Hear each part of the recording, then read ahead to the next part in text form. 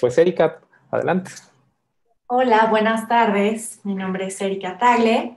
Estoy como coordinadora de difusión de la Asociación Mexicana de Psicoterapia Analítica de Grupo y nos da muchísimo gusto tenerlos hoy aquí con nosotros en este primer webinar que estamos teniendo gracias a la iniciativa Coordinación y Organización de Pedro Camacho y Rodrigo Corona. Y nos da mucho gusto tener aquí a tres grandes psicoanalistas para compartir reflexiones y pensamientos alrededor de la clínica y de lo que hemos estado viviendo todos desde la práctica y también desde lo personal con esta pandemia, ¿no? Con esta situación global. Entonces nos da muchísimo gusto, queremos agradecerles al doctor Ezequiel Jaroslavsky, al doctor Mario Campuzano y al doctor Jorge Margolis, que están aquí con nosotros para este primer conversatorio. Después tendremos otros invitados y tendremos toda una tarde para estar reflexionando juntos. Muchas gracias a todos por estar aquí. Y sin más, creo que podemos presentar a nuestros invitados. Pues adelante. No sé si se gustan presentar cada quien en relación a lo que consideren pertinente de su currículum. Bueno, yo quiero primero agradecerles la invitación a ustedes y expresarles la gran satisfacción de que estas nuevas generaciones tengan estas iniciativas y podamos tener la oportunidad de hacer estos intercambios aún en medio de una pandemia, por los medios que hoy se pueden. Pero que se pueda mantener ese espíritu de académico, de seguir reflexionando y contribuyendo a un conocimiento, en este caso de las novedades que una pandemia causa en nuestra práctica y consecuentemente en nuestra vida toda. Gracias, Mario. ¿Te parece bien si te presentas un poco, que les platiques a la audiencia que me un haga poco una de tu currículum? presentación personal. Sí, gracias. Sí, bueno, yo soy Mario Campuzano. Mi formación básica es que soy médico de origen, psiquiatra, y después con una formación psicoanalítica individual, grupal y de parejas en AMPAC, de familias. La parte familiar casi no la practico porque es poco compatible en horarios con la de grupo. Entonces, lo que trabajo en la consulta fundamentalmente son terapias individuales, de pareja, de grupo y algunos casos psiquiátricos o de apoyo farmacológico a los colegas psicólogos que requieren en sus pacientes algún apoyo de ese tipo. Perfecto. Jorge, ¿te gustas presentar, por favor? Bueno, soy Jorge Margoli, soy psicólogo y soy psicoanalista de grupo por parte de la Asociación Mexicana de Psicoterapia Analítica de Grupo, y he estado trabajando en la clínica con niños, adolescentes, adultos, parejas, familias y grupos, inclusive instituciones. Soy promotor del grupo Mamut, que fue inventado hace ya algunos años, desde 1984, y lo practicamos principalmente con la idea de salud mental comunitaria. Entonces, creo que con esto me presento y siempre podré hacer cualquier aclaración que ustedes quieran. Excelente. Y finalmente, doctor Jaroslavsky, ¿se podrá presentar para que todos sepamos un poquito más de su currículum? Sí, voy a ser breve. Yo soy médico, psiquiatra y psicoanalista. Me básicamente al psicoanálisis individual, familiar y de pareja. De grupos estuve mucho tiempo trabajando, actualmente no, pero dinámica de grupos trabajo y y he conformado, bueno, varias cosas. Dirijo, aparte, soy profesor en la Asociación Psicoanalítica Argentina, en la Escuela de Psicoterapia. Hay dos temas fundamentalmente que me interesan, que es la cuestión de la desarrollo del pensamiento intersubjetivo europeo contemporáneo, cuyo líder es Caes, pero incluyo a Bion y a todos esos autores, de Ancier. Y por otra parte me interesan mucho las patologías actuales y eso es lo que yo trabajo con mis seminarios, aparte de la obra de Caes. Dirijo una revista, fundé una revista en internet que ahí difundo el pensamiento de colegas de Europa y también Latinoamérica. Se llama Psicoanálisis e Intersubjetividad y ahí ha publicado Caes, gente de Italia, Nicolò, etcétera, muchos autores. Y aparte, bueno, eh, me interesa la cuestión grupal y la cuestión... Ah, bueno, fundamos en la Escuela de Psicoterapia hace más de 12 años, en 2002, el primer encuentro clínico interinstitucional que se juntara a 18, ahora somos 20 y pico instituciones psicoanalíticas, tanto sea de la Argentina como de Uruguay, Chile y también ahora de otros lugares de la Argentina y creo que se iba a integrar otra sociedad internacional, para discutir materiales clínicos. Y lo primero que yo presenté, que fue idea mía, fue discutir el caso Oggi de Caspi, que se publicó en un gran libro de Caes que se llama Crisis, Ruptura y Superación, donde se introdujo la noción de análisis transicional. Eso es lo que yo he hecho y el dispositivo grupal, porque la gente se reúne en grupos para trabajar el texto que está previamente publicado en un libro, se rige por las reglas del grupo de asociación libre y trabajamos en grupo de discusión de 20 personas aproximadamente y el dispositivo lo hice basándome en los aportes del grupo operativo de Pichon Rivière y el diseño de CAES con respecto a los grupos de formación en Francia.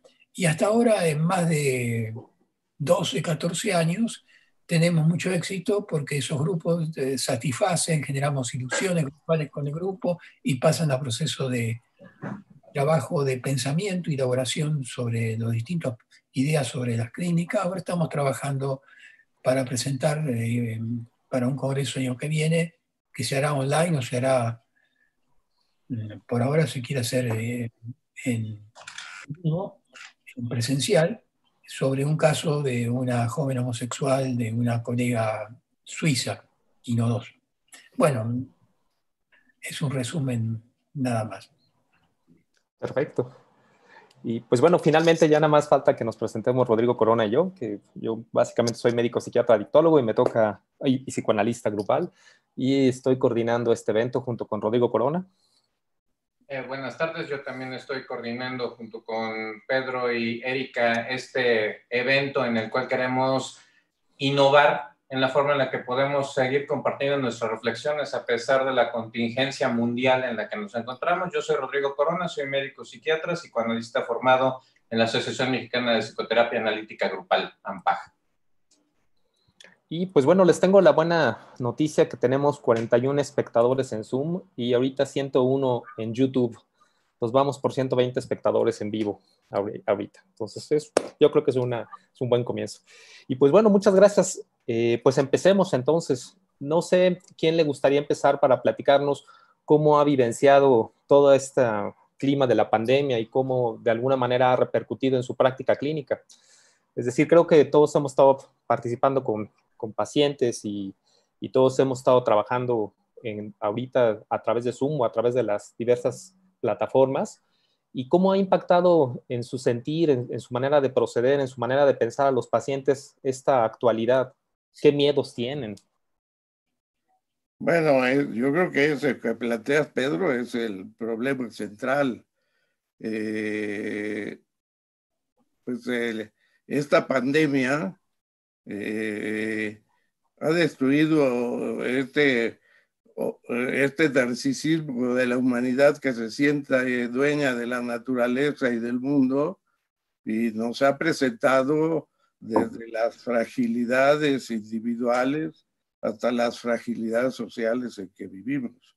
O sea, ha sido un descubridor, un develamiento de ese falso orgullo de la humanidad que siente que puede actuar sobre la naturaleza con toda impunidad, y ahora la naturaleza se venga mandándonos una pandemia y una serie de epidemias que pudieron controlar antes, pero que son muy diferentes a las anteriores. Las epidemias tradicionalmente eran por problemas de higiene. Ahora las pandemias recientes todas son por la producción industrial de carne y de vegetales, sobre todo por la producción de carne. En ese intercambio que se da en la producción industrial entre los humanos y las especies, hay gérmenes que de pronto al pasar de una especie a otra, adquieren una agresividad antes no conocida y se vuelven un problema de epidemias y a veces como esta de endemias terribles. Entonces, y nos muestra todas las fragilidades individuales y las fragilidades sociales. Así nada más para enumerarlas rápidamente, las fragilidades, pues en primer lugar, la fragilidad biológica. Todos tenemos temor. El miedo es el tema dominante, el temor a enfermar y el temor a morir, especialmente grave pues en aquellos que ya estamos en la tercera edad. Pero también, bueno, y esto por supuesto requiere un desarrollo más amplio, pero este sería el primer problema, la fragilidad biológica y lo que causa esa fragilidad biológica que causa que causa temor y una serie de cambios importantísimos en toda nuestra vida, pues rompe nuestro equilibrio psíquico y social, rompe nuestra vida cotidiana completamente y pues puede causar distintos desequilibrios psíquicos o defensas, a veces peores que el temor mismo ante esa situación de temor. Finalmente, el temor es un aviso de un riesgo y el que echa a andar defensas para no sentir el riesgo queda expuesto a una situación que puede ser aún más grave. Y también ha mostrado claramente la fragilidad económica, tanto individual como de empresas y de países. Todos, casi todos, digo, uno que otro sector de la economía ha tenido, se ha mantenido o hasta ha tenido progresos, pero la mayoría de los sectores han quedado seriamente afectados y los individuos igualmente. Tradicionalmente las epidemias se acompañan de afectaciones económicas y naturalmente de afectaciones sociales y hasta políticas. Entonces, y luego, pues también las fragilidades sociales. Las fragilidades sociales, todo se tiene que hacer a distancia. Hay quien sacó un lindo poema donde cómo hacen ahora todas las gentes para mantenerse en esta situación de distancia. Y la otra cosa es que pues hay una tendencia a la desagregación social. Si el neoliberalismo impulsó la creación de grandes entidades y la globalización económica, pues ahora la pandemia produce una tendencia completamente opuesta. Produce la tendencia al aislamiento defensivo individual, familiar, de regiones, de países, de destrucción de conjuntos y todo, y un incremento, y también las fragilidades tecnológicas, que en buena medida tienen que ver con la gran desigualdad social que tenemos en algunos países, pero también con la brecha generacional que ha creado diferencias de dominio tecnológico sobre estos temas. Entonces, pues nada más para plantear el tema general, pues hay implicaciones individuales, sociales y económicas muy importantes. Y el gran tema es, y la solución imposible, es como encontrar algún equilibrio entre la defensa de la población en términos de la enfermedad y la posibilidad de la muerte, y la posibilidad de que la economía no entre en una crisis grave y pase de la recesión crónica que quedó después de la crisis neoliberal de 2008-2009 a una recesión aguda. Entonces, todos los países y todos los individuos están en el tema de sobrevivir y de lograr sobrepasar la crisis económica que esto produce y algún grado de equilibrio prácticamente imposible entre la defensa de la salud de la población y la continuación de una actividad económica, porque o nos morimos del virus o nos morimos de la crisis económica. Pues sin duda alguna creo que a todos nos ha impactado de esa manera y sobre todo en el levantamiento de defensas. No sé qué piensan los demás, doctor Jaroslavsky, Jorge. Había preparado algunos pequeños escritos, pero creo que Mario Campuzano ha hecho mención a algo que voy a comentar enseguida sobre la cuestión de varias cuestiones, neoliberalismo. Ahí creo que podría decir algunas cosas sobre las cuestiones actuales. Lo que quería decir, que opinar acerca de la pandemia, desde mi punto de vista, a pocos meses de su inicio, no llevaremos más de 3 meses del impacto, y el impacto que produce en cada uno de nosotros es una tarea que no es fácil, pues se requiere tiempo para poder abordarla y pensarla con cierta profundidad. Difícil pensar cuando estamos digamos, en el calor de los acontecimientos. He aceptado la invitación muy generosa de Pedro Camacho y de ANPAC para participar con los colegas de México, país que no conozco y que suscita un gran interés en mí. Voy a dar una idea de algo que, por supuesto, mi referencia acá es, encontré una cita de Caes que está en el libro Crisis, Ruptura y Superación, que nos puede ayudar a entender ciertas cosas. Pensar la crisis, porque esto es una crisis. Una de las características de la crisis es la de aparecer imprevistamente y en la masividad de lo único, como algo único, pero producida la irrupción, la crisis comienza a perfilarse en una historia pasada y los recuerdos reaparecen revelando sus causas, sus orígenes e incluso sus soluciones. Crisis, Ruptura y Superación, página 10. La otra cuestión que creo que nos ilumina con respecto a lo actual. La desaparición de las antiguas garantías del orden propio de todo sistema vivo y del humano es el elemento constitutivo capital de las disfunciones que caracterizan la crisis multidimensional a la que debemos sobrevivir. No dejamos de enfrentarla creando sobre los recientes escombros nuevas garantías. Por un lado, recurriendo al pasado, retorno al arcaísmo y a la forma regresiva de protección, y por el otro, y no obstante, estar atrapado en el movimiento mismo de esas regresiones, recurriendo a la experimentación creadora de nuevos estilos de relación y de expresión, a la búsqueda abierta al juego de los antagonismos, a los azares del desorden. Nos encontramos aquí con aquello que hace poco tiempo en el lenguaje religioso se llamaba esperanza.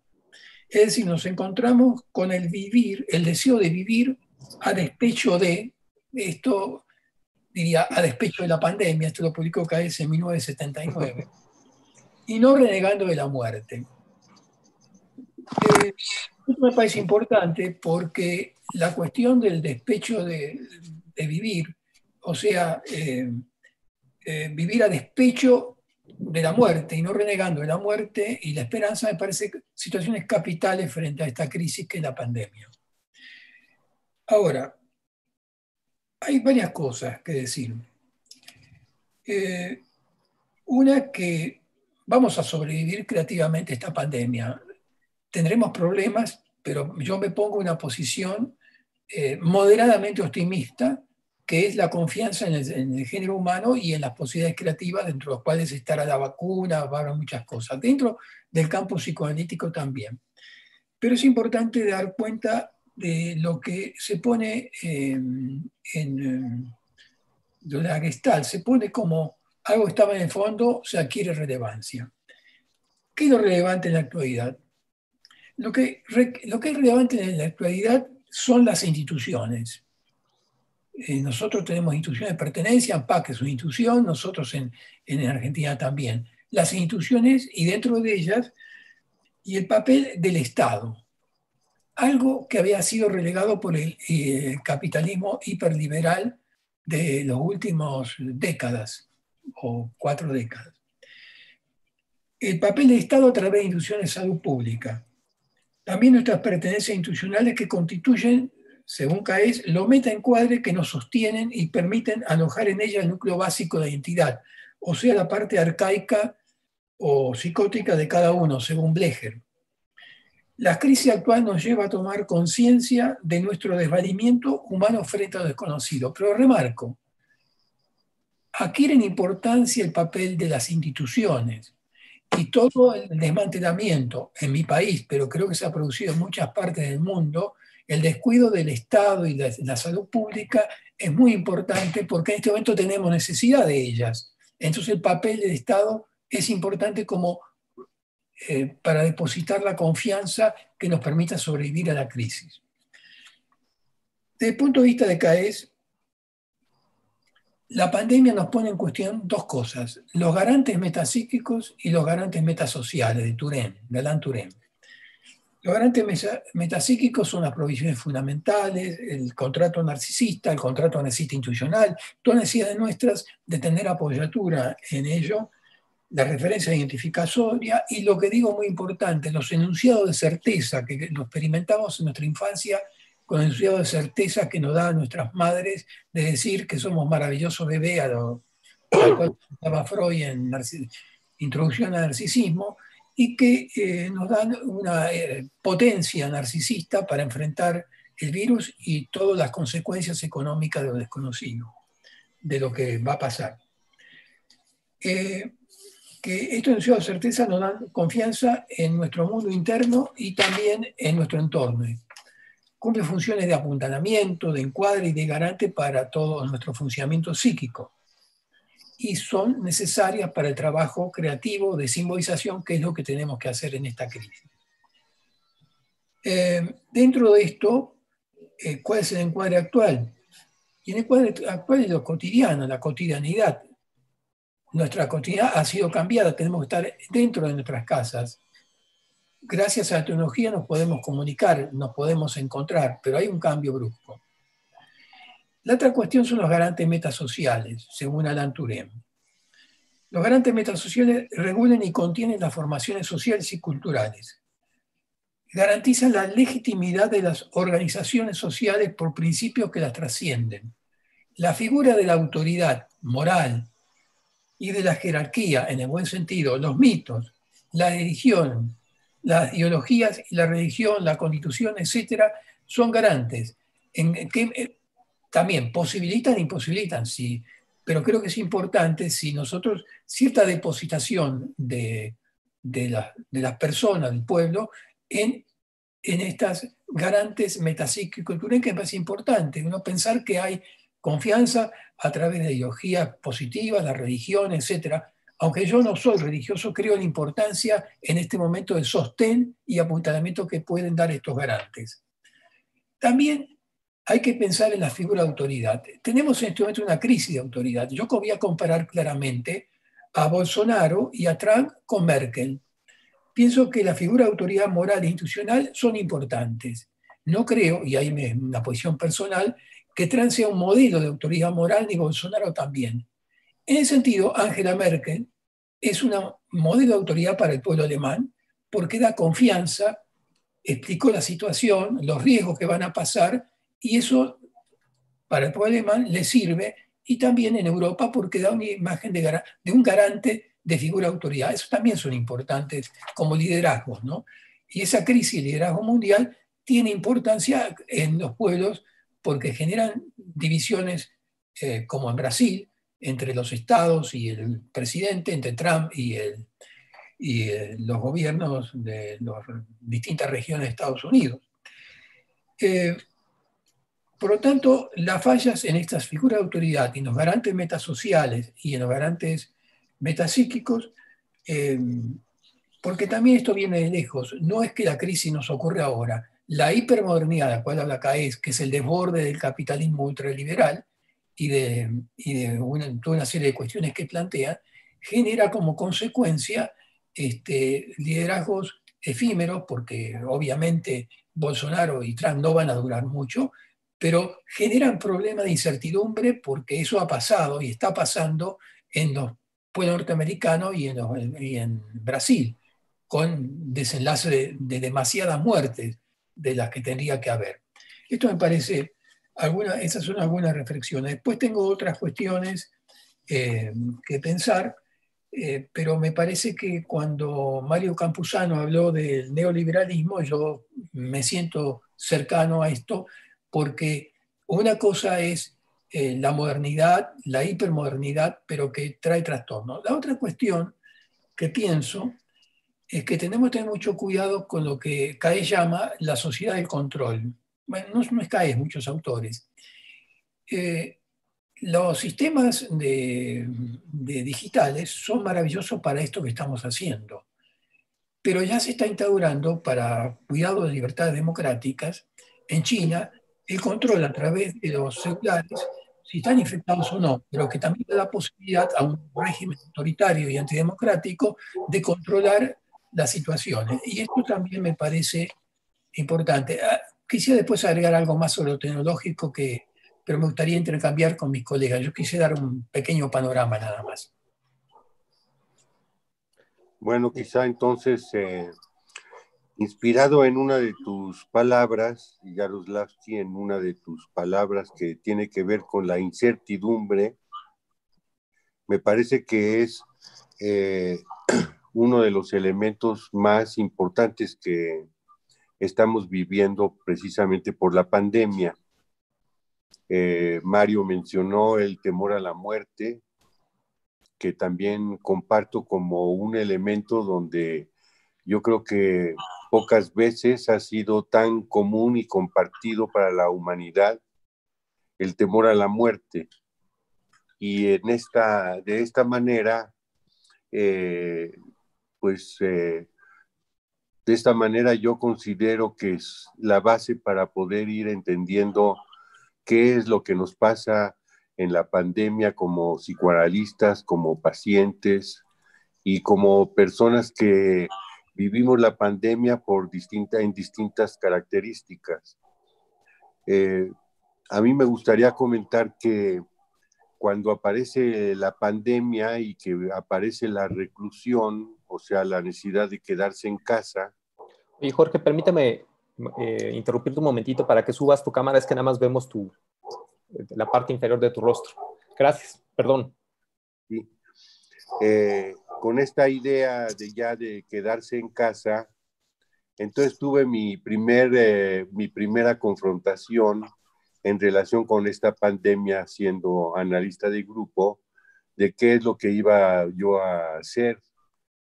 Anteriormente había ya hecho algunas experiencias de trabajar en línea, a distancia, con pacientes que tuve en Nueva York, en Noruega, en Villahermosa, en distintos lugares, y esta experiencia creo que fue muy valiosa para poder entender qué era lo que iba a suceder ya en la situación de esta pandemia.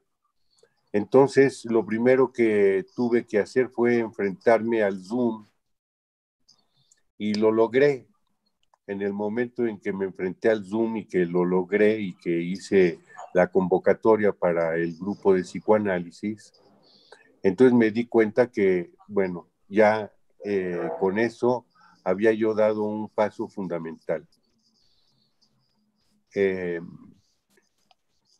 Inclusive me sentí psicoanalista del siglo XXI. ¿Por qué?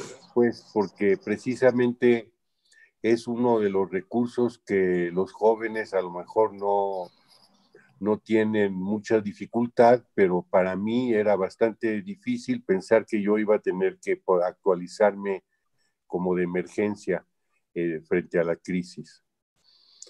Entonces el hecho de que se abriera el primer grupo y que ya pudiera yo comenzar a trabajar en el grupo, me pareció que pues para la pandemia iba yo a estar más preparado. Y luego comencé a darme cuenta de qué era lo que estaba sucediendo mientras sucedía la pandemia. La pandemia no sucede de repente, sino que en realidad es un proceso. Y este proceso que fui comprendiendo un poco como Mario y Ezequiel lo mencionan en términos de cómo sucede un evento como este para la humanidad y la importancia que tiene. Entonces ahí recurrí a filósofos y comentaristas que pudieran aclararme algo de lo que estaba sucediendo. Entonces uno de los elementos que más recalqué fue precisamente el elemento de cómo en la sociedad capitalista y además en el periodo neoliberal, donde se habían eliminado materialmente todo lo que tiene que ver con la salud pública, pues esto es uno de los elementos más fuertes y más impactantes que consideré en relación con la pandemia. O sea que esta parte de la situación traumática a la humanidad tenía que ver entonces también con el sistema capitalista que estaba en su periodo neoliberal y ya comenzaba una situación en crisis y aparece la pandemia y la crisis entonces se multiplica como ahora ya vamos entendiendo qué es la pandemia. Ahí cuando estuve trabajando con los pacientes, me di cuenta de una de las cosas que se están mencionando de lo que tiene que ver con el temor a la muerte y cómo el trabajo que hace uno con los pacientes, pues el temor a la muerte lo tienen los pacientes y lo tiene uno también. Entonces, eso es un elemento relativamente nuevo. En el consultorio, pues nosotros teníamos nuestra técnica con nuestro encuadre, con nuestras concepciones de transferencia, de contratransferencia, donde nos podemos incluir, pero nunca incluirnos de esta manera donde podía uno ver al paciente con el temor a la muerte y a uno mismo también. ¿Y qué pasaba con este temor a la muerte?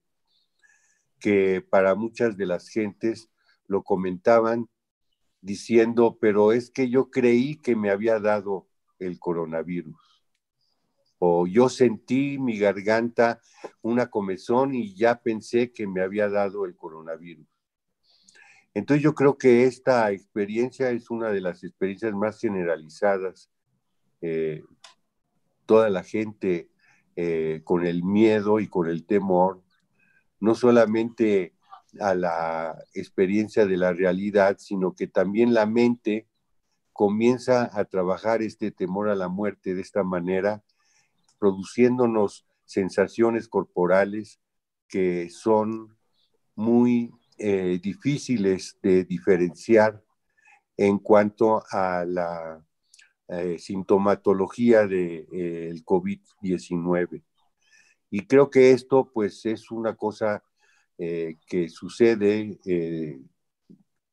normalmente y que con frecuencia aparece en el diálogo clínico con los pacientes. Otro de los elementos que me parecen muy importantes es esta vivencia del encierro.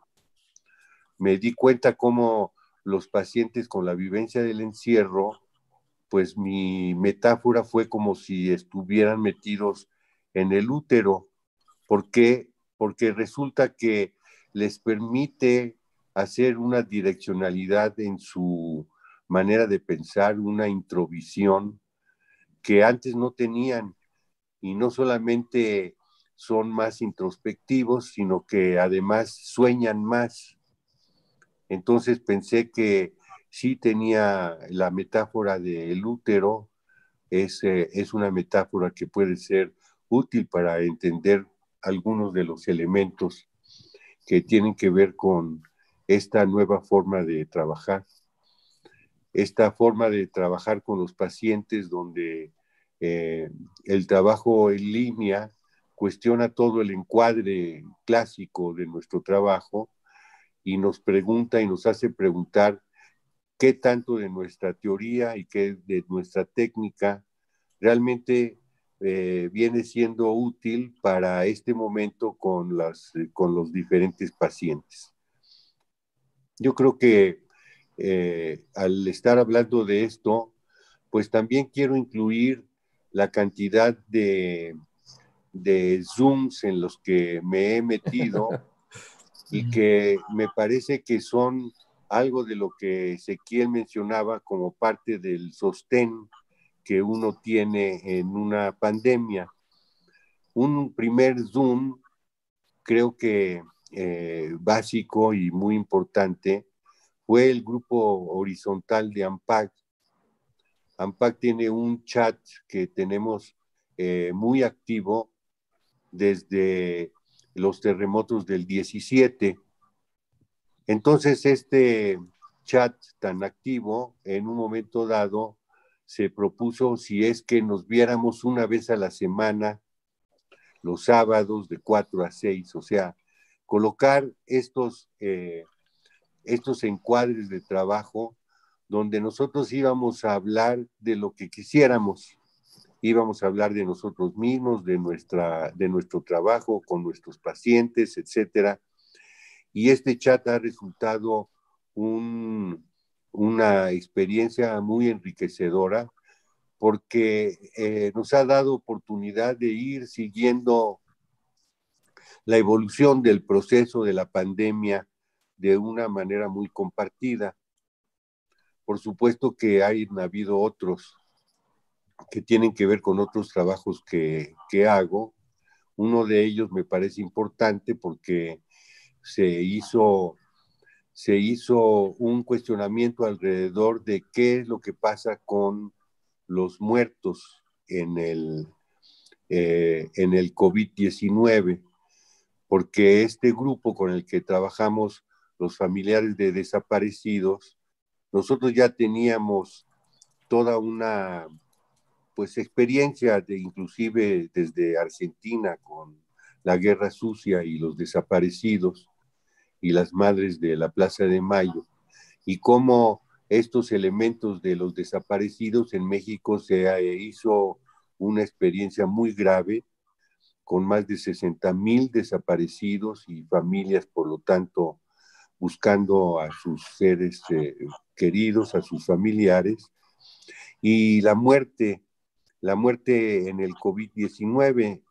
Entonces, esta experiencia de la muerte en donde los enfermos de COVID entran al hospital y ningún familiar entra con ellos y luego pueden morir, y al morir entonces tienen que ser, por ejemplo, en Nueva York, los meten en unas enormes trocas en donde los llevan hacia una isla especial donde se hizo una fosa común, y que todos los rituales alrededor de la muerte de tantas culturas que se pueden observar en Nueva York se quedan truncos, y muchos de ellos entonces no tienen la posibilidad ni de ver al muerto, ni de verlo más que en cenizas, si acaso, y si acaso también, ni siquiera ir a recoger las cenizas. Entonces, esta experiencia de la muerte en el COVID tiene muchas repercusiones sociales y muchos elementos que nos dan lugar a pensar en nuestro trabajo alrededor de este temor a la muerte. Con esto abro y veamos a ver cómo seguimos comentando nuestras experiencias alrededor del coronavirus. Pues vamos a la mitad de nuestro programa. Bueno, no del programa, más bien de nuestro primero pequeño evento. Y ahorita estoy enviando una encuesta para las personas que están viendo la transmisión, en la cual estamos preguntando de qué manera les ha influenciado la pandemia. Ya veremos quién nos contesta. Y las respuestas es predominantemente negativo, más o menos negativo, ni positivo ni negativo, más positivo o muy positivo. Y nos están contestando. No sé si ustedes estén viendo en sus pantallas la... Sí, un poco chiquita para los viejos, la letra, pero estamos viendo. Okay. Y mientras nos contestan, a mí me gustaría entonces recapitular. Entonces, lo que nos está comentando Mario es la situación geopolítica actual en la cual existe toda una transformación social y en la cual hemos estado cambiando y manteniendo algunas angustias. Después el doctor Jaroslavsky nos platica sobre un texto de CAES donde él nos platica qué ocurre durante las crisis y cómo responde el aparato psíquico. Y luego Jorge nos comenta un poco más cercanamente la vivencia que tiene en su proceder como psicoanalista en su vida cotidiana. Y me agradaría preguntarles, entonces, ¿ustedes consideran que hay miedos atávicos o miedos muy primitivos del ser humano que se actualizan en el momento actual y que por un lado las tecnologías de la información nos han aislado, pero predominantemente nos han ayudado para estar en contacto con nuestra gente y con nuestros pacientes? Bueno, yo diría que eso fue un cambio brusco.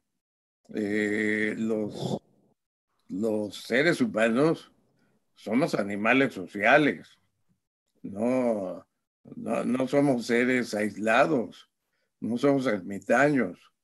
Entonces, la situación de una pandemia que para que no cause los destrozos que causaría dejada así al azar, el control por los sanitaristas de esa pandemia implica el aislamiento social. Lo contrario de nuestra tendencia natural como animales sociales. Entonces, aislarnos de los demás es difícil para todos, para algunos muy difícil, y fuente en general de sufrimiento, sobre todo, y de distintos tipos de sufrimiento. En algunos casos porque es una familia completa que vive en poco espacio, en otros casos porque es un individuo que vive solo y le causa ciertos temores especiales, en otros casos porque es una pareja y tiene que enfrentar de la cotidianidad de las 24 horas viviendo juntos. O sea, son situaciones todas muy desafiantes y muy desafiantes, y que algunos pueden aprovechar de una manera muy positiva. Algunas familias han logrado vivirlo como una posibilidad de tener una vida familiar como nunca la habían podido tener antes por el trabajo de los padres, por la escuela de los hijos, pero otros lo viven con un sufrimiento enorme. Pues se acentúan los conflictos. Las parejas igual. Y por supuesto, todos los terapeutas estamos teniendo solicitudes para ayudar a algunas parejas que están en conflicto por esa situación. Y los miedos de los individuos que viven solos, pues también son muy particulares. Yo nada más platico de dos que son muy ilustrativos. En uno de ellos, pues es un individuo que es información, que tiene una amplia cultura, pero no tiene una información específica de qué hacer en caso de tener un problema con el COVID-19 y por supuesto su angustia. Y a pesar de que se ha hecho un esfuerzo por las autoridades de salud enorme por difundir las acciones que la población debe de tomar, pues hay mucha gente a la que no le ha llegado esa información. El esfuerzo, la costumbre de AMPAC de compartir, la costumbre de la Asociación de Grupos de compartir conocimientos, de compartir experiencias, y en este caso en la pandemia de compartir formas las formas de atención que ofrecen las autoridades de salud, ha sido importantísima. Ha sido importantísima no solamente para nosotros, los miembros de AMPAC, sino como una posibilidad para darles esta información a las otras personas, que es parte de sus miedos, porque sus miedos son realistas. No saben qué, si yo me enfermo, qué hago, a dónde voy, etcétera. Y entonces, seleccionar esa información que ha aparecido en los distintos chats de AMPAC como pues, como decía Jaroslavsky, como una necesidad del humano de tener ese apuntalamiento social, pues es muy útil para las otras gentes, sus angustias. Recientemente vi un caso de una persona que no podía dormir porque si dormía, temía morir, al quedarse dormido. No sabía que eso nadie le puede pasar con el COVID-19, porque el dolor o la fiebre intensa lo despertarían de inmediato. Y por supuesto no sabía qué hacer, a dónde acudir. Entonces son gentes que no solamente requieren alguna asistencia psicoterapéutica y farmacológica, sino que requieren esa información básica de qué servicios están proporcionando las autoridades de salud para la población y de la diferenciación que hacen las autoridades de salud entre los casos graves que tienen que atenderse en unidades hospitalarias y los casos medios o leves que tienen que atenderse en el domicilio por brigadas de salud que se han constituido y que no sé si en todos los casos funcionan eficientemente, pero en los que yo conozco han funcionado muy eficientemente. Que llega a una brigada de salud que después claro, del interrogatorio telefónico del que solicita el servicio y confirma o desecha el diagnóstico de COVID, y en caso de que el médico confirme la posibilidad de COVID, pues la laboratorista le toma una muestra al enfermo para confirmarlo y le dejan un paquete de tratamiento. En el caso de los casos leves, pues un paquete muy sencillo de paracetamol y cubrebocas para que no difunda la enfermedad a otros. Pero en los casos medios, en este caso un muchacho estudiante universitario pues, que tenía 41 grados de temperatura, pues ya las autoridades de salud compraron y están distribuyendo el antiviral que se ha demostrado que no cura, pero que aumenta las posibilidades de recuperación, que es el Remdesivir, junto con algún corticoide y el paracetamol para bajar la fiebre y las indicaciones de bajársela también por medios físicos de hielo y agua. Entonces, pues se necesita en muchos de los casos actuales una intervención compleja, no solamente de orden psicológico y a veces farmacológico, sino de una información de las posibilidades de ayuda que tienen en los servicios de salud, que afortunadamente nos tocó en un momento que las autoridades de salud son gente de primera y están haciendo esfuerzos enormes por ayudar a la gente en un sistema de salud que está muy destruido y que están haciendo maravillas, y que los médicos y enfermeras están pagando un precio muy caro por todo eso. No, si todos nosotros tenemos miedo, los que están realmente en la trinchera, en los hospitales, no se diga. Son casos terribles. Pues también nos enfrentamos a miedos reales, a miedos de la muerte, al miedo del día del mañana, a la economía. ¿Qué opina, doctor Jaroslavskis? ¿Qué opina Jorge sobre todo esto? Hay preguntas, muchas preguntas pendientes, en breve se las comento. A mí me parece que en mi experiencia como psicoanalista es muy diversa.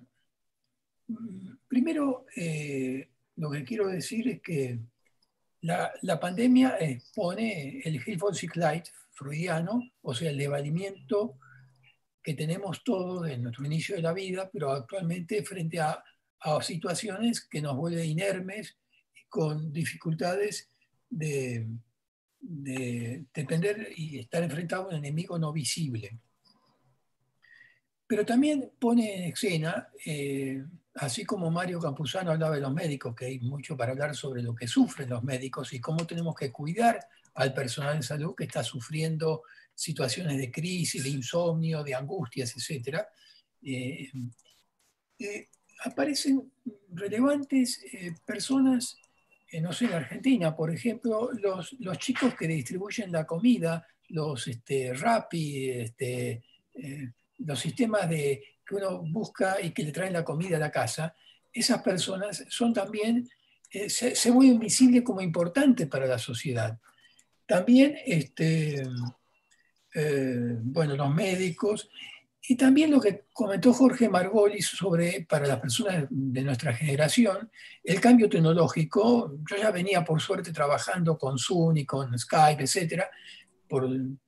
Pero el cambio tecnológico nos da aspectos positivos y también aspectos negativos. Por ejemplo, voy a dar un ejemplo que tiene que ver lo que plantea Caes y otros autores, que es la sociedad sin sujeto.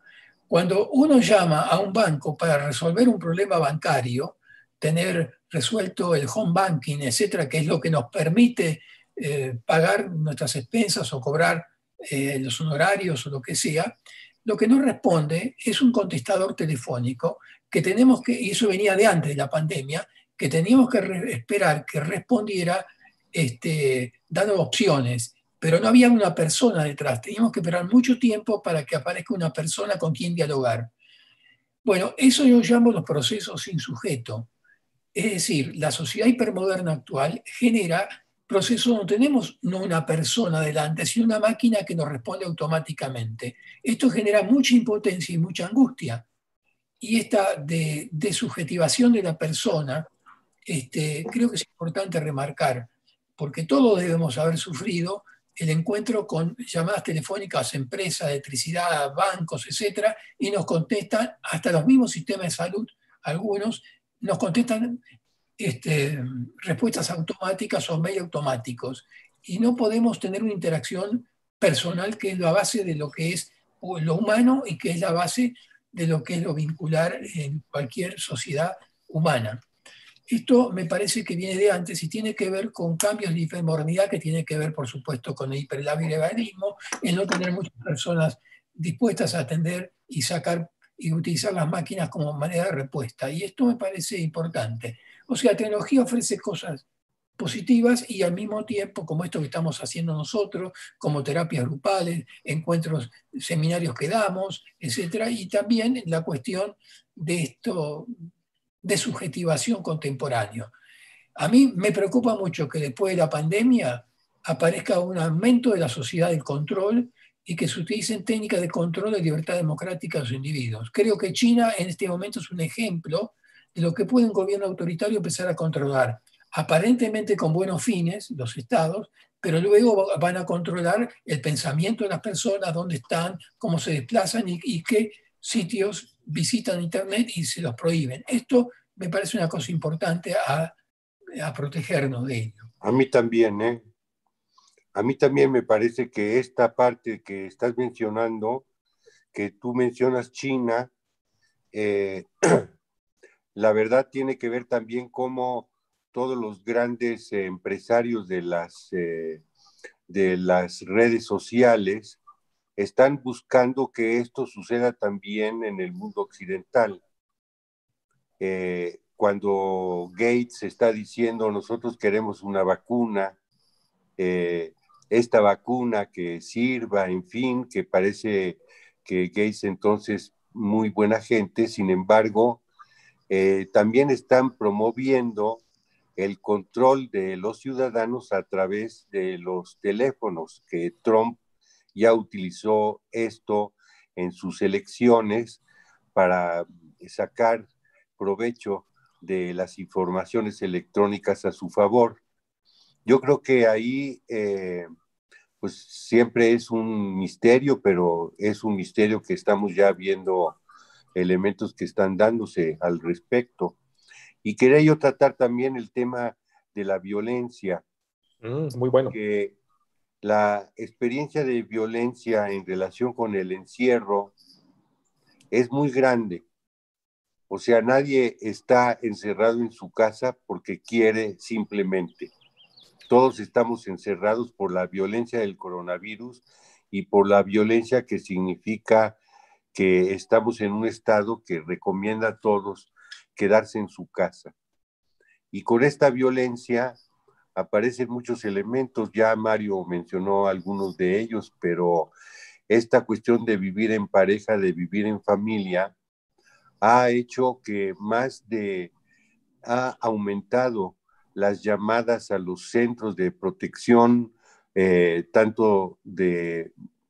los centros de protección de la mujer, y ha aumentado 60% las llamadas a estos centros de protección, que tiene que ver con una experiencia donde la familia, al vivir todos encerrados en un espacio que además es muy probable que sea un espacio inadecuado para contener todo lo que sucede en la familia, entonces aparecen situaciones de violencia muy importantes. Yo creo que esta situación de violencia cada quien la está manejando. O sea, no es una cosa que le pase a una persona, es una cosa que nos pasa, que es común y compartida. Yo puedo tener en mi casa todas las ventajas y situaciones agradables para pasármela bien, pero eso no quita que de todos modos estoy encerrado. Y a este encierro, entonces, aparecen elementos agresivos, violentos en las relaciones humanas, con los cuales nos enteramos principalmente por los colegas y por los pacientes, ¿verdad? Porque son los pacientes y la gente más débil en cuanto a su salud mental, que son los más caóticos en términos de vivir su encierro. O sea, una persona me decía, ¿y yo por qué voy a dar clases? ¿Yo por qué voy a dar clases en línea? ¿Quién tiene derecho a verme a mí en mi casa si es una cuestión privada? Yo no quisiera que eso sucediera. Y en cambio, en uno de los Zooms que estuve, un psicoanalista que se hizo llamar psicoanalista lacaniano, él dice, pues yo con mis pacientes les pido que no usemos el video, que usemos solamente la audición, y que estos sueños que se han contado en este grupo, no se pueden interpretar como Freud los interpretaba, porque no cumplen los requisitos que Freud tenía para interpretar a los sueños.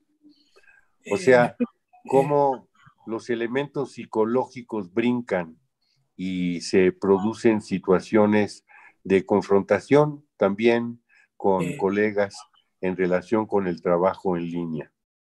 A ver, Ezequiel. Sí, me parece importante lo que mencionás con respecto a la violencia, porque lo que se potencia es algo que estaba previamente previo a la pandemia. A mí me ha interesado mucho las patologías actuales, que para mí es el 85% de las consultas según la versión francesa de las patologías actuales, en lo que plantea Green y varios autores contemporáneos acerca de los déficits de estructuración en narcisismo. Los déficits de estructuración en narcisismo, o como llama André Green, el paradigma contemporáneo tiene que ver con no con el Edipo, sino con las estructuraciones más primarias del sujeto en relación con la madre, o matricial, sería el paradigma matricial, implica que los cambios de la sociedad contemporánea han generado y generan déficit en la estructuración del narcisismo trófico positivo del niño, más importante en los primeros 3 años de la vida. Esto genera una alta cantidad de pacientes que lo vamos a ver como pacientes con dificultades en el desarrollo supraconsciente y por lo tanto tendencia al acto, a la acción, a la violencia, o pacientes con desbordes psicosomáticos, o pacientes con crisis de angustia, ataque de pánico, o los ataques al cuerpo, que pueden ser de los tatuajes hasta los cortes con el cúter, etcétera, etcétera. En las situaciones de pandemia, los que sufren son las personas solas que tienen déficit de estructuración, que no tienen capacidad creativa y desarrollo preconsciente para poder generar un espacio creativo en su casa. Puedo mencionar casos de 2 pacientes que tengo en ese sentido. También ocurre los efectos de violencia. ¿Por qué la violencia? Porque son personas que en el contacto más cercano, porque durante la vida cotidiana, antes de la pandemia, se iban a trabajar y se apoyaban y se apuntalaban en el trabajo. Ese desapuntalamiento del trabajo es un lugar de apuntalamiento para personas con déficit de estructura. Las personas que tienen déficit de estructura van a la casa y ahí aparecen desbordes violentos. La violencia es una consecuencia, entonces, no únicamente del hecho de estar juntos, sino la potencialidad deficitaria de sus estructuras narcisistas que genera como consecuencia violencia. Toda la patología actual, anorexia, bulimias, etcétera, está dentro de este universo. En ese sentido, me parece que el planteo del psicoanalista lacaniano estoy totalmente en contra, porque me parece que Lacan no ha trabajado para nada el paradigma contemporáneo de estas patologías actuales que vienen desde Winnicott, Bion, en Inglaterra, y en Francia con Didier Ancier, con Caes, con André Green, actualmente con Roussillon, etcétera, etcétera. Me parece, yo atiendo pacientes, los pacientes con déficit de estructura necesitan que los analistas los vean. Me decía hoy con un colega que charlamos un grupo de estudios, que una paciente le pedía al analista ante la pandemia que lo abrace, porque el abrazo materno, el abrazo del analista y el abrazo fáctico, no esa prescindencia en el cual el silencio lacaniano es iatrogénico para estos pacientes que necesitan una presencia activa del analista, y ahí los grupos actúan como continente, las familias, el trabajo con familias actúan como continente de déficit de estructura. Por eso no me sorprende que haya más violencia en estructuras deficitarias o estados de crisis de pánico o angustia. Son personas que necesitan continente. En ese sentido, verle la cara es muy importante para estos pacientes. El silencio y el énfasis en la palabra, cuando los pacientes que tienen déficit de estructura necesitan de lo preverbal, el arrorró de la madre, el afecto o la estructura encuadrante de Green, que tiene que ver con la internalización intrapsíquica del narcisismo, de cómo fue acunado el abrazo materno y eso funciona como una estructura encuadrante interna de ello, me parece importante. Justamente mi cuestionamiento a cierto desarrollo de énfasis lenguajero, como decía Silvia Bleichmann entre nosotros, de la palabra, y no tomar en cuenta los aspectos preverbales afectivos. El trastorno son de afectivos, y esto tenemos que trabajarlo de otra manera, pensar de otra manera. La importancia de los grupos, la importancia del trabajo con familia, la importancia del frente a frente y el cara a cara para estos pacientes es fundamental. Entonces, cuando tenemos una pandemia, nos enfrentamos con los problemas del hacinamiento en las villas, miserias, de los estados de violencia, de personas solas que se angustian mucho y que tenemos que contener. La continencia no se hace a través únicamente de la palabra. o dirían sí, como una envoltura sonora. La envoltura sonora es el rorró de la madre, o todos los gestos, o sea, es preverbal, no tiene que ver con el énfasis lingüístico. Luego vendrá más adelante la posibilidad de pensar, pero para que una persona pueda pensar necesita tener una estructura que nosotros tenemos que narcisizar y cuidar como si fuéramos unas buenas madres analistas. No sé si con eso plantean mi Está muy posición. claro. Está muy claro esta intervención tuya en relación con la violencia y los nuevos diagnósticos con los que nos enfrentamos. Así Tenemos es. muchas Quisiéramos, preguntas. eso justo. Pero también son los desafíos para los terapeutas. Este caso que presentaba Jorge del analista lacaniano es un claro ejemplo de las dificultades que se tienen para pasar de una terapéutica presencial a una terapéutica a distancia por vía cibernética. Eso que Nancy Williams llama teleterapia. O sea, todos aquellos psicoanalistas acostumbrados a la técnica del diván, pues por supuesto que tienen mucha dificultad para enfrentar esta nueva situación. Todos los analistas que estamos acostumbrados a trabajar cara a cara, tenemos muchas menos dificultades para pasar una terapia a distancia, sobre todo si ocasionalmente la hemos practicado, como decía Jorge, por gentes que están o se van al extranjero o al interior del país. Pero hacerlo diariamente, paciente por paciente, grupo por grupo, pareja por pareja, o sea, estar todo el día frente a la pantallita es, cuando menos para mí, más cansador y menos divertido que estar con la gente,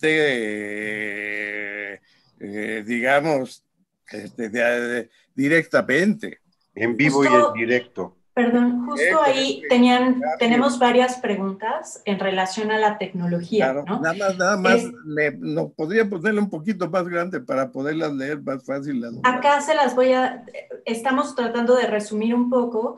Hay muchas preguntas en relación a la tecnología y cómo el uso de la tecnología produce cambios, por ejemplo, en la transferencia, en el lenguaje no verbal, lo que se pierde de la comunicación cuando no estamos de manera presencial trabajando, y esta parte de la intimidad, ¿no? Donde de pronto el terapeuta está dentro del espacio íntimo del paciente o donde el paciente de pronto pierde esta posibilidad de tener un espacio con total privacidad para poder trabajar. ¿Qué piensan sobre esto? ¿Sobre qué cambios hay en el encuadre o en la forma en que trabajo? Hay Yo muchos... creo que el principal cambio es algo que mencionó un poquito Jorge, pero no lo desarrolló suficiente, y que en uno de los tantos chats que hay en AMPAC, que afortunadamente tenemos esa posibilidad de intercambios muy amplios, Felipe Sánchez mencionaba, bueno, pues nosotros hemos trabajado con efectos postraumáticos después de los desastres sísmicos que en México son relativamente frecuentes. Pero la novedad de esta situación de la pandemia es que en aquellos desastres, tanto pacientes como terapeutas, teníamos los efectos del estrés postraumático, pero éramos sobrevivientes. Ahora no hay garantía. Estamos tan amenazados unos como otros. Y los viejos como yo estamos más amenazados que nuestros pacientes que son más jóvenes. Entonces, eso por supuesto da unos efectos en el campo transferencial contra transferencial muy importante y tiende a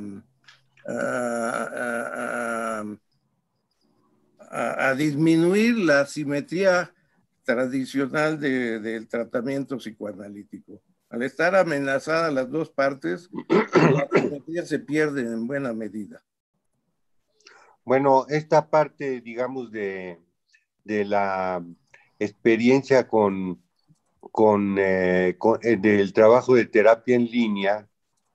En primer lugar, pues yo sigo convencido de que lo más importante es escuchar lo que dice Mario en relación con el cansancio de estar trabajando de esta manera. También es una experiencia muy generalizada entre los colegas y además los colegas españoles, norteamericanos, argentinos, también mencionan esta parte del cansancio.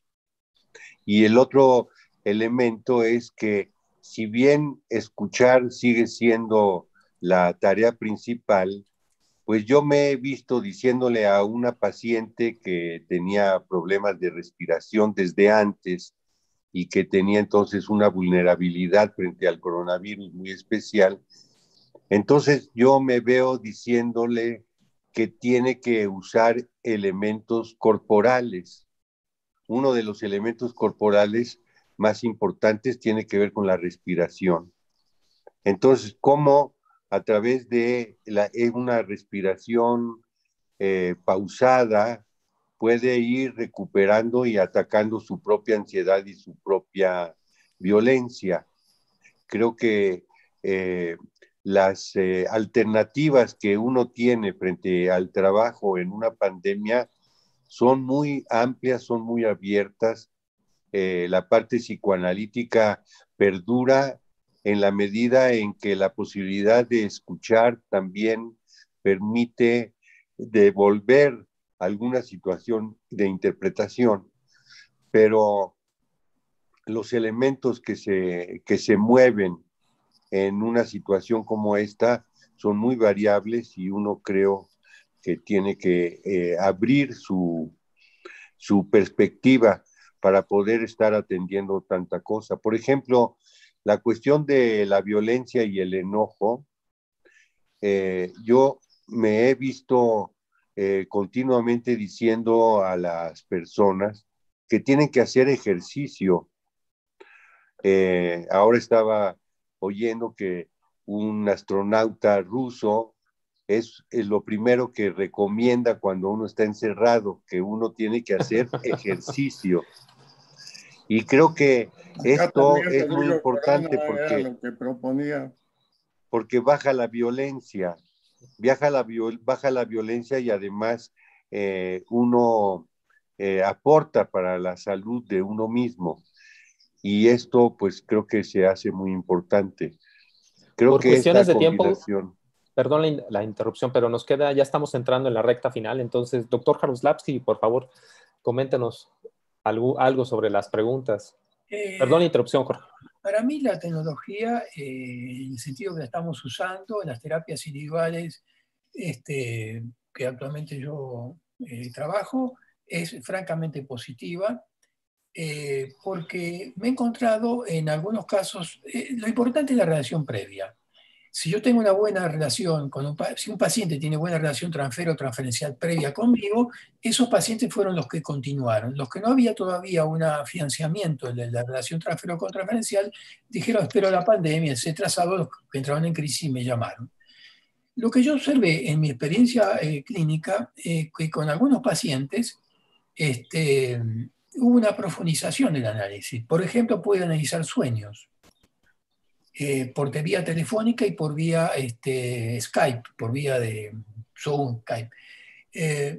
Trabajar un sueño que me había relatado cosas históricas y se pudo entender a través de una pesadilla. Por ejemplo, para decir más concretamente, la pesadilla era que alguien lo agarraba de atrás y se sentía muy como aprisionado. Empezamos a trabajar la pesadilla y él dijo que podía ser el hermano. Y después lo que fue saliendo es toda la historia familiar que él me ha dicho en forma inconexa y de cual no quería hablar al principio. A través del sueño pudimos entrar en la historia en la cual él se tuvo que ir de la casa por la violencia de la madre, que era peligrosa hasta el punto de poder, la violencia de la madre con él, el hermano era preferido, y eso generó una situación que se tuvo que escapar a los 15 años de la casa, y esto se repitió con otro vínculo con una otra mujer.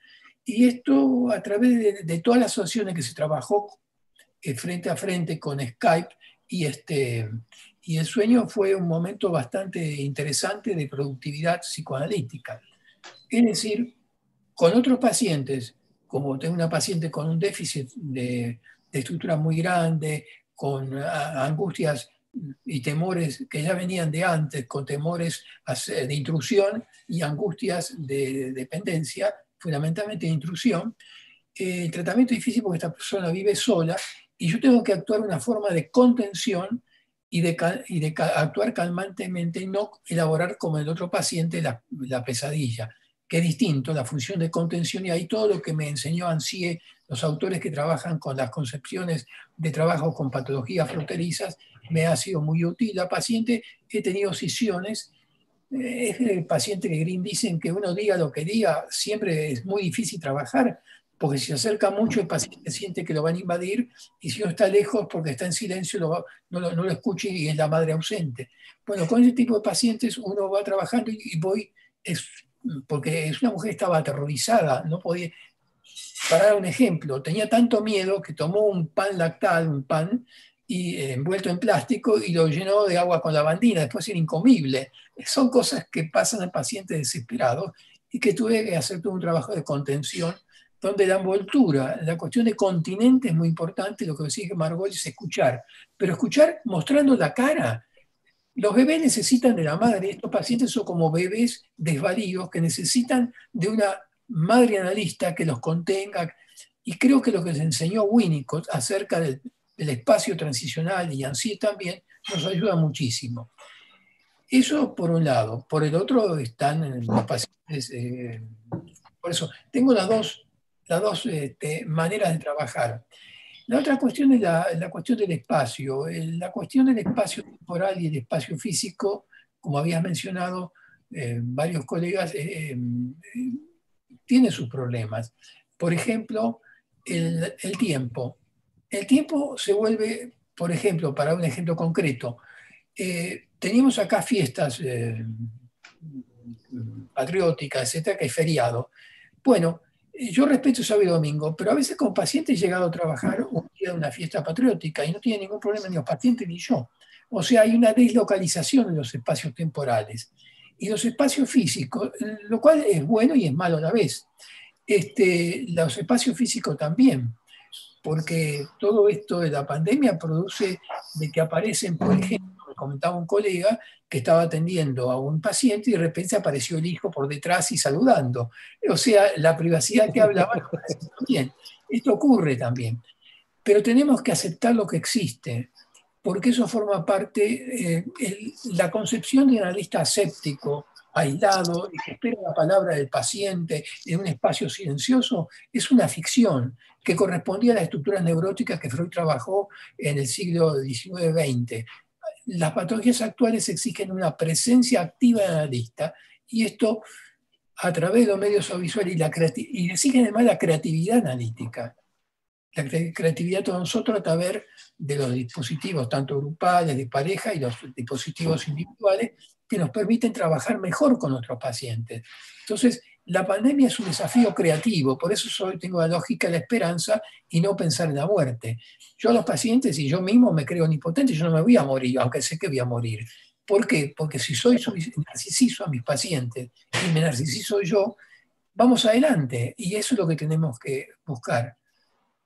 Hay algunas preguntas en referencia al fenómeno social o de la negación de la pandemia, la negación a utilizar medidas de higiene recomendadas por los estados, como el uso de cubrebocas, etcétera, el guardarse en la casa, o se puede extender también a pensar en las distintas teorías de conspiración que han emergido de esta manera fantástica en distintos escenarios. ¿Qué piensan ustedes al respecto? Pues son las defensas para el temor, defensas muy negativas, pero defensas que algunas gentes utilizan. Negar la realidad por ignorancia, por omnipotencia, por lo que fuere, o por política. O ponerla como responsabilidad de otros, sino como una responsabilidad propia.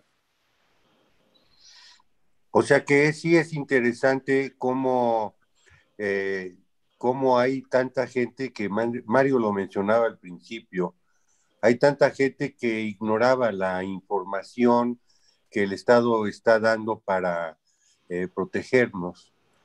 Y este rechazo a la información y esta ignorancia, pues por un lado corresponde al pueblo, que muchas veces no tiene ni siquiera la posibilidad de estar escuchando las informaciones correctas, pero también por otro lado, las desinformaciones que van apareciendo paralelamente. Yo creo que uno de los elementos más difíciles es poder considerar qué información es la buena y qué información es la mala, porque hay un uso político de la información, y entonces hay gente que está con el Estado y que puede escuchar muy bien todas las informaciones que el Estado da, pero hay gente que está contra el Estado y saca todos los elementos, y muchas veces falsos, para poder confundir a la población. Yo creo que eso ha sido uno de los elementos más difíciles para mucha gente, el poder discriminar cuál es la buena información y cuál es la mala, y además quedarse de todos modos con la incertidumbre, porque finalmente el temor a la muerte, a este ser invisible que puede meterse en uno y llevarlo a la fosa, es una cosa muy compleja, en donde por ser invisible, tanta gente dijo que no existía, que no era verdad. Entonces esto ha producido muchas situaciones muy caóticas a nivel social. Creo que esto es un elemento de todos modos que nosotros lo vemos también con nuestros pacientes. O sea, por más que nuestros pacientes pueden tener un nivel de conciencia importante, de todos modos vemos cómo la información perturba, la información falsa perturba, y la información verdadera, que no se puede dar toda porque hay un grado de incertidumbre muy importante, tampoco ayuda. Entonces, es parte diría yo, de la neurosis de la pandemia. Y esa necesidad mágica de una verdad absoluta, de un poder omnipotente, cuando todo esto de una epidemia es un proceso donde las políticas de abordaje de los responsables de salud tienen que ir cambiando de acuerdo a los datos que van apareciendo. A mí me parece que lo cité al principio cuando comparé a Merkel con Bolsonaro y Trump. Sí. Me parece que los garantes metasociales que hablaba Turén, por ejemplo, los líderes. Freud en Psicología de la Masa planteaba que hay el líder que une a la masa. Desde Cristo en adelante, los líderes son importantes. Si tenemos líderes con la sabiduría, con la ecuanimidad y con transmitir una buena información, genera confianza en la población. Los líderes, desde el presidente de un país hasta los líderes que ocupan liderazgos en los distintos estamentos religiosos, políticos, lo que sea. Si los líderes son irracionales, volátiles o totalitarios, eso no permite una confianza.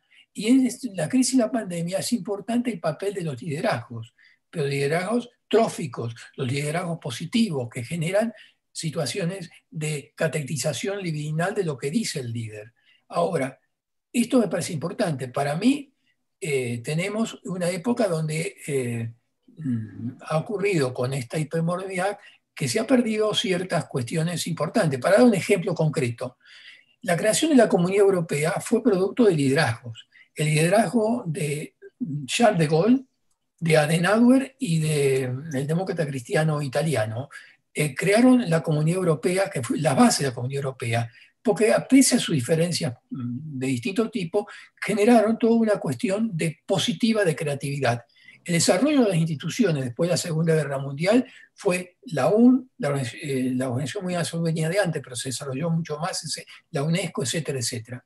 Yo lo que quiero decir que el papel de las instituciones y el papel de los liderazgos en los momentos de crisis se hace mucho más importante. Y ahí vemos las fallas o en las instituciones o el ataque a la institución. Para mí es gravísimo que se ataque a una institución con la Organización Mundial de la Salud y quitar dinero a la Organización Mundial de la Salud. Me parece gravísimo de parte de un gobernante irracional como Trump, porque eso genera situaciones graves. Tenemos que reforzar las instituciones internacionales que nos van a proteger, los liderazgos positivos, y cuestionar los liderazgos que desinforman. Estamos cerrando. A mí me parece Jorge, que, permítame un segundo. para cerrar, Sí, justamente, ya estamos, nos faltan 10 minutitos para que piensen sus reflexiones finales. para Y cerrar adelante, Jorge. esta intervención de Ezequiel me parece importantísima, porque de las gentes más inteligentes en este mundo en relación con las observaciones del mundo, de este mundo, hablan de que esta crisis produce una oportunidad, efectivamente, la oportunidad de que la gente pueda ser mucho más consciente y que el deseo sería que pudiera ser más activa en cuanto a lo que tiene que ver con su vida. Sin embargo, a mí no me gustaría dejar de mencionar, a mí me parece que es importante mencionar que precisamente el fascismo y el nazismo surge de situaciones económicas que tienen que ver y que son parecidas a lo que puede producirse después del COVID-19. Entonces, creo que esto es importante porque la gente con necesidades puede ser jalada hacia ideas y pensamientos que pueden ser terroríficos, como los que sucedió con el fascismo y el nazismo. Y gentes como Trump y Bolsonaro, que tienen tanto poder, no sería raro que la gente lo siguiera en propuestas que son verdaderamente calamitosas. Entonces creo que la moneda está en el aire. O sea que no es seguro de ninguna manera que a través de los liderazgos positivos salgamos adelante cuando los líderes últimos del capitalismo, que se han unido precisamente a través de las actitudes neoliberales, son los que pueden seguir buscando el poder y ver qué es lo que sucede con esto. Sí, creo que yo estoy de acuerdo y nada más puntualizaría. Si no hay un conjunto ciudadano suficientemente numeroso e importante para influir y darle fuerza a la opinión de la población, lo que suele suceder es que la gente común se inclina a soluciones que pasan por liderazgos de la extrema derecha. Eso es lo que ha mostrado la experiencia histórica y eso es lo que tenemos que tratar de evitar. Yo pienso, coincido totalmente con Margolis y con Mario Campuzano en cuanto a que tenemos que reforzar nuestras instituciones, creer en la democracia y fomentar lo mejor, como decía Freud, lo mejor de las masas y no, o sea que los verdaderos líderes son los que fomentan el crecimiento creativo y potencial de las masas. Y los líderes como Hitler llevaron a la destrucción, inclusive no únicamente de los judíos, sino de los propios alemanes. O sea, ahí tenemos una división. El hipercapitalismo, como ciertas manifestaciones de la hipermodernidad, generan situaciones realmente con esa cuestión de destrucción de las instituciones, y lo detrás es evidente. El ataque a la OMS, el ataque a las instituciones, el querer desguarnecer económicamente las instituciones que nos van a proteger, que se pueden equivocar mucho, pero tenemos que trabajar protegiendo las instituciones. Y ahí yo reivindico el papel del Estado democrático, por supuesto. Bueno, esta parte final es precisamente una oportunidad. Cuando digo que la moneda está en el aire, es también porque la creatividad está en juego. Y yo pienso que este encierro para tanta gente también provoca situaciones creativas muy importantes, que creo que simplemente hay que esperar para que esto surja y que pueda contrastar a los líderes malévolos que tenemos de los últimos años. Es una maravilla que podamos contar con ustedes porque realmente yo creo que en sus diversos ámbitos ustedes son líderes impresionantes o líderes de los cuales por lo menos yo estoy muy agradecido. Y realmente además yo creo que a mucha gente nos han inspirado para salir adelante. Entonces, decir o escuchar a personas como ustedes que nos convocan justamente a soluciones creativas es maravilloso. Y qué bueno que están por aquí. Nos quedan 13 minutos, por favor, es su tiempo para que nos puedan dar sus reflexiones. Bueno, solamente faltaría agregar que la situación de la pandemia y de la terapia a distancia le da mayor presencia a la realidad externa amenazante. O sea, ciertamente en algunos casos la posibilidad de profundizar más íntima, más en la subjetividad se da, pero también está siempre la presencia innegable de la realidad externa amenazante. Entonces, hay un juego muy particular entre esos dos ámbitos que es para los analistas toda una novedad de la práctica. Sí, yo creo que esta experiencia produce una situación completamente paradójica. La salud mental, que siempre fue de alguna manera relegada, porque es relegada entre los médicos, es relegada en las cuestiones de salud, etcétera.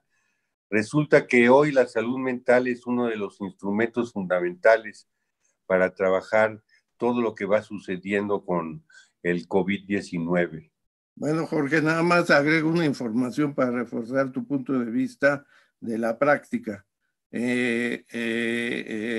Tuvieron que hacer un chat, o más bien un call center, para los médicos, para las crisis de los médicos que están en el frente de batalla, para que puedan llamar, abierto las 24 horas, y llaman desesperados por distintos problemas que les van sucediendo en su trabajo a todas esas horas.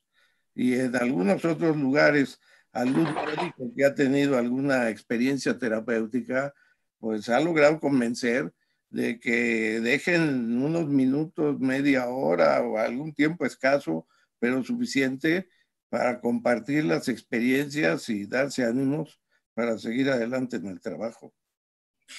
Mario, Campuzano, yo quería decir algo sobre esto. Me parece muy positivo lo que están haciendo con asistir al profesional de salud, porque eso es una solución creativa. Hay muchas soluciones creativas que podemos hacer en este momento. Unidos los psicoanalistas, ya sea de grupo, de individuales, de pareja, familia, lo que sea, el mundo psicoanalítico. Por ejemplo, nosotros en la Internacional de Familia y Pareja estamos creando un congreso totalmente online y lo estamos preparando hace 2 meses, 1 mes y medio, y se va a realizar. Y esto implica desafíos tecnológicos, implica maneras de trabajar de distintas, pero lo vamos a hacer en octubre. Y hay muchas cosas creativas que podemos, en estos tiempos de coronavirus, que para mí me dan lo que plantea acá es la lógica de la esperanza a despecho de la muerte. Claro, claro. A mí me parece que ese es el juego en el que estamos principalmente. Un juego que va de toda la influencia del temor de la muerte frente a la experiencia de la esperanza. Es correcto. Sí, realmente a mí la posibilidad de poder estar en contacto con mis pacientes y con la gente que quiero a través de las modalidades informáticas me ha dado mucha esperanza. Y a pesar de que sí existen muchos miedos, creo que hemos ido saliendo adelante paulatinamente en conjunto. Yo creo que lo que más he agradecido a AMPAC y a todos los maestros que me preceden es justamente la convicción del apuntalamiento en los grupos que nos rodean, en saber que contando con las personas más significativas vamos a poder salir adelante. Y no nada más eso, sino creo que además a lo largo de la historia eso ha ocurrido. O sea, siempre en momentos de crisis, cuando los humanos nos sentamos a pensar y convocamos el pensamiento, paulatinamente vamos encontrando soluciones. Nos quedan 4 minutos. No sé si gustan cerrar con algún comentario. A lo que quisiera cerrar es que no todo es tarea de los profesionales, ¿eh? Algunas de estas cosas que he planteado han sido autogestivas entre el mismo personal de salud y no necesariamente un personal de salud de la salud mental, pero ha sido una necesidad y han echado a andar pues su creatividad y su conocimiento limitado, porque no son especialistas en el tema, pero que lo ven necesario frente a las enormes presiones que tienen en su trabajo. Por eso me parece fantástico cuidarnos nosotros, cuidar a nuestros pacientes y cuidar al personal de salud, que es el que está, que son los guerreros que están en la línea de batalla. Sí. Esto me parece importante, cuidar las instituciones, cuidar la democracia y no permitir nada que atente con la libertad democrática. Y ahí podemos construir lugares. Estoy muy agradecido a mis colegas mexicanos, a Pedro Camacho, a Erika Thaler, Rodrigo Corona, Margolis y Mario Campuzano, porque me han permitido entrar en contacto con ustedes y les agradezco muchísimo el puente que Pedro me ha dado para intercambiar muy bien con mis colegas de México, a quienes aprecio y realmente me encuentro muy gratamente coincidiendo en muchas cosas. Hasta en gobiernos ahora más o menos estamos coincidiendo, porque generalmente estábamos asimétricos. No, yo creo que sí es muy importante que nosotros como psicoanalistas seamos personas que podamos contribuir a profundizar el conocimiento y la conciencia de lo que va significando esta pandemia. Creo que en ese sentido somos privilegiados también en el sentido de la gente que acude a nosotros para trabajar sus problemas, sus conflictos. Y es un momento de crisis. Los chinos dicen muy claramente que la crisis es un problema, pero es una oportunidad. Entonces creo que ahora tenemos una oportunidad de crecimiento que junto con la esperanza, pues hay que aprovecharla. Sin duda, sin duda. Y está muy bien esta invitación con un colega argentino como Ezequiel, en el que tenemos tantas cosas en común, intereses y teorías y técnicas que compartimos y que nos sirven para profundizar precisamente en este momento. Excelente. ¿Algún último comentario, Rodrigo, Erika, que nos quieran decir? Sí, porque han estado silenciosos y tienen mucho que decir, yo que los conozco. Bueno, yo lo que reconozco ha sido la iniciativa de muchos miembros de AMPAC en innovar en esta nueva forma de tecnología que sin duda nos permite seguir reflexionando a pesar de tanta ansiedad que nos rodea.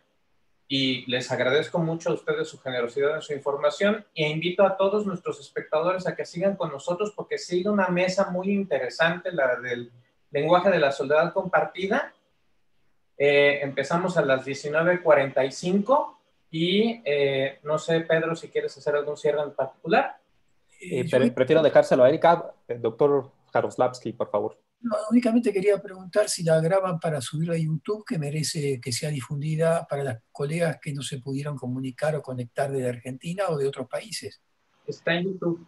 Lo estamos transmitiendo vía YouTube, entonces sí. Se va a quedar grabado el video también. Que grabado, que nos den el link de acceso para poder es correcto. Difundir ustedes en su ámbito y yo en mi ámbito todo lo que pasó entre nosotros. Qué maravilla. Muchísimo gusto y muchísimas gracias por su reflexión, por sus comentarios, a las personas que nos están viendo y escuchando. Muchas gracias por sus preguntas y por sus aportaciones. Y los invitamos a la siguiente plática que tenemos. Muchas gracias. Pues muchas gracias a ustedes por la invitación, muy agradable. Y además, especialmente esa posibilidad de intercambio generacional. Sí, de acuerdo. Maravilloso. Entonces, nos despedimos por el momento, pero continuamos con el evento. Muchas gracias, bien. Mario. Hasta luego y gracias. Muchas gracias, Jorge. Continuamos por ahora, ¿no? Pero buena suerte y cuídense todos. Pues sí, cuidémonos. Un abrazo a todos. La tenemos asegurada. Un abrazo virtual.